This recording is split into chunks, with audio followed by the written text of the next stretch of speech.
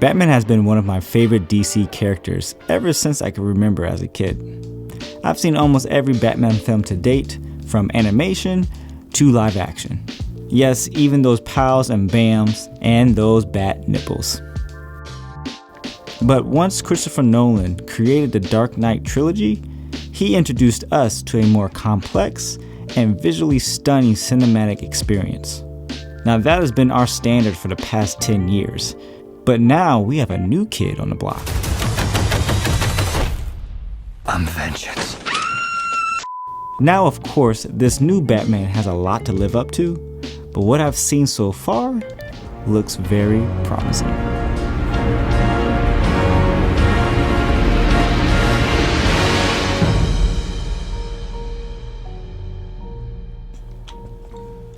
You all, I am very excited for this project. One, I've never made a fan film before, so that in itself is a whole unknown, which makes me very nervous because this can all fall flat on its face. But that's why we do this stuff, because we want to challenge ourselves. And and I get to take you guys on a journey. So if you are interested in seeing how this will all turn out based on this intro and this whole title of this video, make sure to subscribe, click the like button, all those things. All right, let me just get up and let's just talk about this stuff. Let's get planning. Ugh. Okay, let's actually get a proper intro going.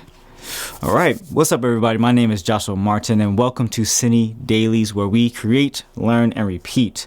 So the goal of this short film is to create a sequence that will fit in the movie, that is believable, that can actually like, oh yeah, I can see that being in there. Because all we have is trailers, the movie's not out yet, we don't know what scene to actually recreate. So this gives us complete creative control of whatever we want to do, but obviously I'm gonna stay true and stay around what the theme and tone and everything is. So we're gonna try to recreate all of that. So this part 1 series, we're gonna be going through the storyboarding, conception, budgeting, location scouting, everything we need to do to actually have a proper setup for a short film. All right, enough talking, let's just get right into it. All right, I'm here waiting for my friend to open up the door. We're gonna be scouting this building here. This is the perfect location for a Batman film. It's gritty, it has all the elements we need, so I can't wait to show you guys what it looks like inside. Everyone, this is Kwa. Hi. Say hi, everyone. Hi. It is the middle of winter. We're in an old, large, abandoned building. It's not abandoned, but a large building that has no insulation. No insulation, no heating. Nothing like that. So we're going to need to plan for, or trying to keep whoever's going to be my crew warm. Maybe some hot chocolate, maybe some thermal stuff. It's space heater. Yeah. So that's what you have to think about. If you're a producer and you're trying to make a film happen, when you start thinking about locations and stuff, you need to think about the elements as well. That's a huge thing, wouldn't you say?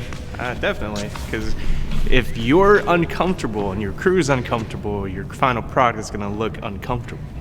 Yeah. Which brings me to budgeting. Now, there's always going to be a cost at some point. In this case, we're going to be working kind of backwards. Typically, you would start with a budget. You'll have the money in hand from a studio or a grant, what have you, or your own money that you put aside, and then you work out what you can get with that particular budget. This case, we're gonna be working backwards, like I just said, and we're gonna be building the budget from the ground up and trying to keep it as low as possible, but I know I'm gonna have to spend some money. I believe we can get the shoot done in 4 hours, and so the location fee is $100 per hour, so $400. It's gonna be cold, so a heater to rent, possibly $100. Food, around $65. Now, when it comes to the actor, it's been a little tricky. One route I could have taken, just buy a costume, which was about $300. And most of the costumes I found that are really legit are from China, and I didn't want to have to wait time, and I saw a lot of mixed reviews. The other option is to find somebody who's a cosplayer, which is a whole nother world I kind of knew about, but like I've been really into it and it's a lot. But there is a convention happening near me, which in Detroit was about 4 hours away. Might just go up there because I've been trying to find somebody for the last couple of weeks. Everything's been a dead end, so my hope is someone is there. So I'm gonna say estimate probably $400 for today. Who knows? I don't know. Let's just put it there. Now, when it comes to gear, I totally understand that some of you might not have access to a lot of stuff like I have. I have cinema cameras, I have lighting, I have modifiers, I have all these other things.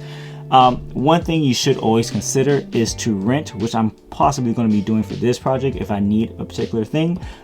Lens rental is actually one of my favorite places that I actually been renting for the last 6 years or more. They have provided a discount code below, so if you need gear and you don't want to buy something, definitely rent it out, and here's a discount code for you. So thanks, Lens Rental. And yeah, okay, I think that's the budget. Here is the price, and the goal is to get below that. Like, I don't want to hit that number, whatever that number is right now on the screen. I don't want to hit it. I want to be below it. All right, let's get back to location scouting. So a couple of the tools I'm actually using for location scouting is just my phone. It's pretty much all I need. Take some photos with it, take some videos from certain angles and spots in here that I like. And I just have a list of reference images. Now I'll just put them up on screen too.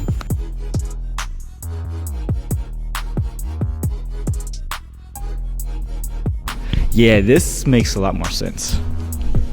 Whoa. Look at the light coming out of there too. If we needed to hang lights up there, we can just get a ladder, right? So here's some practical things to think about depending on your shoot. But in relation to this video, here's some things I needed to find out. 1, where can I plug in for power? Do I need a generator, etc.? 2, establish where the video village can live. That where your director or first AC can pull focus and have that going. Be aware of the weather, keep your crew fed and safe. And 4, have a list of persons that will be there for the shoot. That way, if the space requires waivers, you can easily get that distributed and everybody will be safe. Oh wow, that's actually a really good look. I mean, not really, but it's not a good look, but it's a cool shot. It's gonna look good on a like edging Batman with. Yeah. I do want to mention that there's a lot of different ways to start a process like this. And if I was to do this again, I would probably have started with storyboarding and finding the concept as early as possible.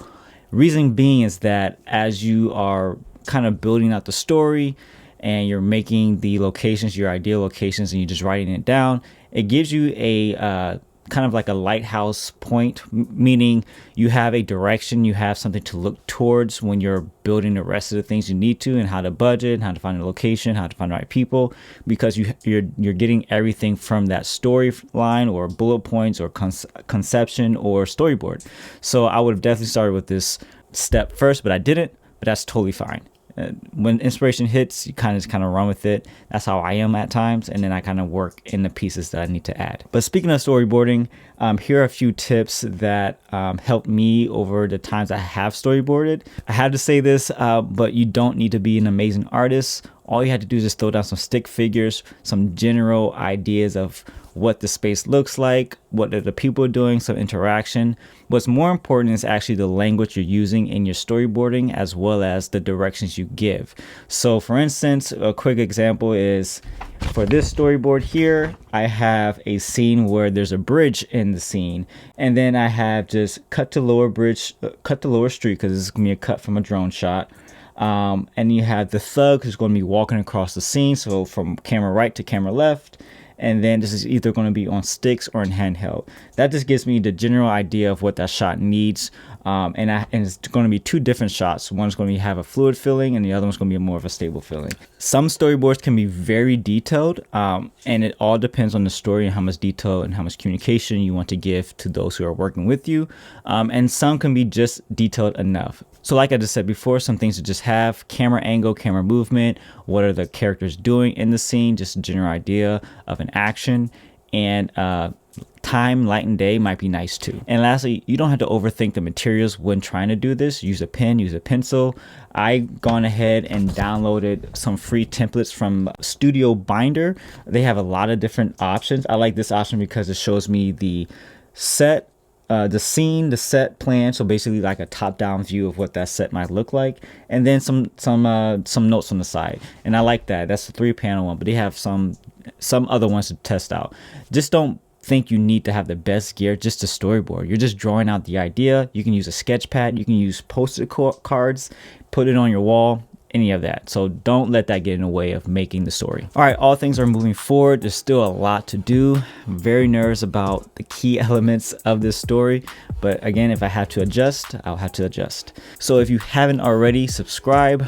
If you want to follow this journey, there's going to be a lot more content like this, and stay tuned for the next one. All right, I'm out.